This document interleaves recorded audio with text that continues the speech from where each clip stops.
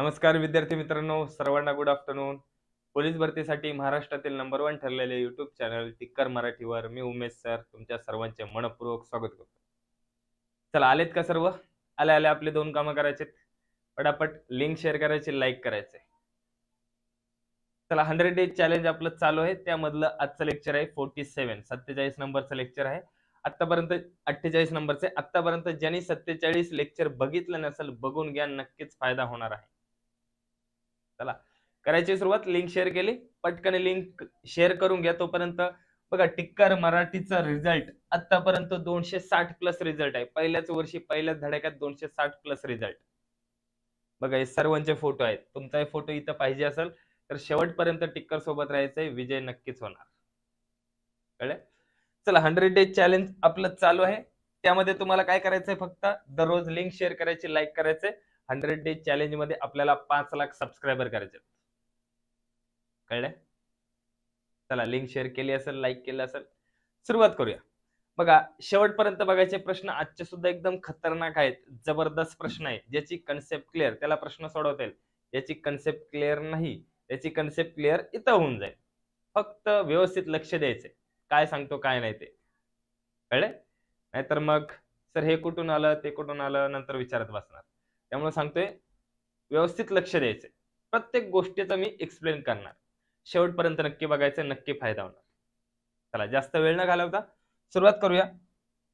पहिला प्रश्न बघा, 1/5 अधिक 1/5 अधिक 1/5 अधिक 1/5 अधिक 1/5 बरोबर किती नाही? किती नाही म्हटलंय. रत्नागिरी जिल्हा पोलीस भरती 2019 ला विचारलेला प्रश्न आहे. ऑप्शन बघा, 1, 2, 5/5 आणि चौथा ऑप्शन आहे 1 आणि 3. चला, सांगा पटापट उत्तर, कमेंट करा पटपट, बघू दे किती जण बरोबर येतात ते. ऑप्शन नंबर सांगायचा, फक्त ऑप्शन नंबर, बाकी काहीच सांगायचं नाही, फक्त ऑप्शन नंबर सांगायचा. बघू द्यात किती जण उत्तर देतात ते. भरपूर जण काय करतात, प्रश्न व्यवस्थित वाचत नाहीत. तर सगळ्यांना माहिती 1/5 1/5 1/5 सगळेजण काय करणार, छेद समान करून घेणार. ऑलरेडी छेद समान आहे, सगळ्यांची करणार बेरीज. बघा, 1 2 3 4 5 किती आलं उत्तर? 5/5. ज्याचं उत्तर हे आलं तो इथं टिक करून देईल. नंतर बघल नीट, अरे 5/5 नाही का, मग असं सुद्धा येईल. 5/5 5/5 1/1 म्हणजे 1 उत्तर. काही जण इथं टिक करून येतील. काही जण थोडेसे अजून स्मार्ट असतील, ते काय करतील, अरे 1 पण आहे 5/5 पण आहे, म्हणजे ऑप्शन नंबर 4 1 आणि 3 दोन्ही बरोबर, हे असे टिक करून येतील. आणि ते घरी आल्यानंतर प्रश्न नीट वाचतील. किती नाही म्हटलंय, नाही, घाई भरपूर ना. प्रश्न बघितला का सोडवायची घाई भरपूर. इथं आल्यानंतर कळतं. इथं आल्यानंतर मी दररोज सांगतो, प्रश्न आधी नीट वाचायला शिका. प्रश्नामध्ये दिलेलं काय, विचारलं काय, समजून घ्या, नंतर उत्तराला टिक करा. बघा, आपल्याला योग्य उत्तराला मार्क आहेत, स्टेपला मार्क नाहीत. हे तुम्ही इकडं काही करा, त्याचा काही फरक पडत नाही. परंतु हे जर 3 ऑप्शन टिक केले असतील, आता कोणी दिले असतील, ऑप्शन नंबर 1, ऑप्शन नंबर 3 किंवा जास्त हुशार ऑप्शन नंबर 4, त्या सगळ्यांचं उत्तर चुकलेलं आहे. त्या सगळ्यांचं उत्तर चुकलंय. कारण इथं काय विचारलंय, किती नाही. जर किती विचारलं असतं तर आला असतं ऑप्शन नंबर 4. किती विचारलं असतं तर ऑप्शन नंबर 4 आला असता. किती नाही म्हणजे ऑप्शन नंबर 2 येणार बरोबर. हे बाकीचे ऑप्शन सगळे चूक, सगळे चूक. फक्त ऑप्शन नंबर येणार 2 योग्य. कारण इथं 2 हा उत्तर येणारच नाहीये. 2 हे उत्तर येणार नाही. 1 येऊ शकतं, 5/5 येऊ शकतं, 1 आणि 3 दोन्ही येऊ शकतं. परंतु इथं विचारलं किती नाही. समजलं सगळ्यांना? बघा, इथं आल्यानंतर तुमचे डोळे, कान, डोकं एकदम व्यवस्थित जागेवर राहतं. नाहीतर मग दिला प्रश्न, सोडवला, लगेच दिलं टिक करून. अरे प्रश्नामध्ये दिलेलं काय पहिलं ते तर वाच. कळलंय? चला, बघूया पुढचा प्रश्न. 2 क्रमवार समसंख्यांचा लसावी 1104 आहे, तर त्या संख्या कोणत्या? रत्नागिरी जिल्हा पोलीस भरती 2019 ला विचारलेला प्रश्न आहे. ऑप्शन बघा, 46 48 50 52 54 56 आणि 42 44. काय लिहायचं उत्तर? आता दोन्ही संख्या घेणार, मग त्याचा लसाई काढत बसणार, प्रत्येक संख्या घेणार, त्याचा लसाई काढणार, भरपूर वेळ जाईल. तर बघा मेन काय बेसिक कन्सेप्ट, काय कन्सेप्ट आहे, दोन संख्यांचा जेवढाही गुणाकार येतो तेवढाच गुणाकार लसावी आणि मसावीचा येतो. दोन संख्यांचा जेवढा गुणाकार येतो तेवढाच गुणाकार लसावी मसावीचा येतो. आता इथं फक्त लसावी माहिती, मसावी माहिती नाही, परंतु आपल्याला ही कन्सेप्ट माहिती आहे, जर दोन क्रमवार समसंख्या असतील तर त्यांचा मसावी किती असतो, नेहमी 2 असतो. क्रमवार जर विषम संख्या असेल किंवा नैसर्गिक संख्या असेल त्याचा मसावी नेहमी एक येतो, परंतु समसंख्या असेल तर त्याचा मसावी किती येतो, 2. कळले? मसावी भेटला. लसावी किती आहे, 1104. आता दोन संख्या कोणत्या आहेत आपल्याला माहिती नाही, पण त्यांचा गुणाकार आपल्याला माहिती आहे. 1104 गुणिले 2 करा, 2 चोक 8, 0 2 1 2 2 1 2. म्हणजे कोणत्या दोन लागोपाठ संख्या समसंख्या अशा आहेत ज्यांचा गुणाकार 2208 येतो. आता तेही करायचंय ट्रिकने, डोकं लावून ऑप्शन कट करत चालायचे. आता बघा, शेवटचा अंक याचा 6 आहे, याचा 8 आहे, यांचा गुणाकार 8 सक 48, शेवटी 8 येतोय, म्हणजे हा असू शकतो. इथं बघा 0 गुणिले 2, शेवटचा अंक 0 गुणिले 2 0 येणार, म्हणजे हा येणार नाही. शेवटचा अंक ह्याचा 6, याचा 4, 4 सक 24, शेवटचा अंक काय येतोय, 4 येतोय. इथं 4 आहे का, इथं 8 आहे, म्हणजे हाही ऑप्शन येणार नाही.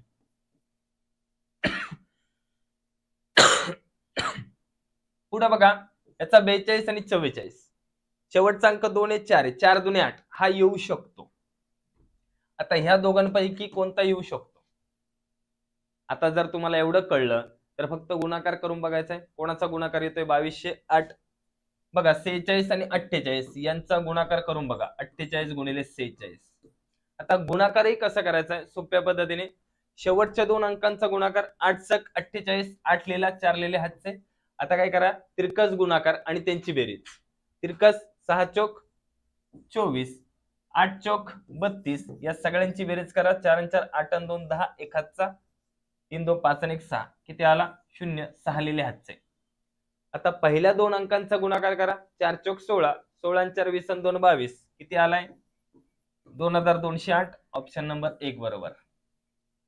कळलं? तुम्ही म्हणणार सर आम्ही डायरेक्ट ऑप्शन 1 घेतला असता, गुणाकार केला असता तरी आला असतं, पण जर हा ऑप्शन शेवटी आला असता तर काय केलं असतं, सगळंच करून बघायला लागलं असतं.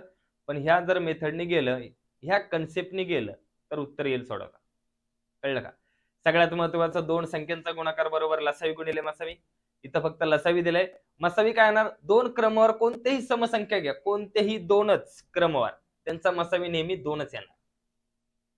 मसावी आला 2, लसावी आला, गुणाकार केला, कोणत्या दोन संख्या आहेत ज्यांचा गुणाकार 2208 येतो, तर 46 आणि 48. समजले? मग त्या संख्या कोणत्या असणार, 46 आणि 48. अरे कळले का? समजलं असेल तर लाईक करायचंय. पुढचा प्रश्न, एका बँकेत श्यामने 50,000 रुपये दर साल दर शेकडा 12% दराने 6 मार्च 2010 ते 18 मे 2010 पर्यंत ठेवले, तर त्याला या कालावधीनंतर एकूण किती रुपये प्राप्त होतील? रत्नागिरी जिल्हा पोलीस भरती 2019 ला विचारलेला प्रश्न आहे. ऑप्शन बघा, 48 200, 51 200, 53 200, वरील पैकी एकही नाही. सगळ्यात पहिलं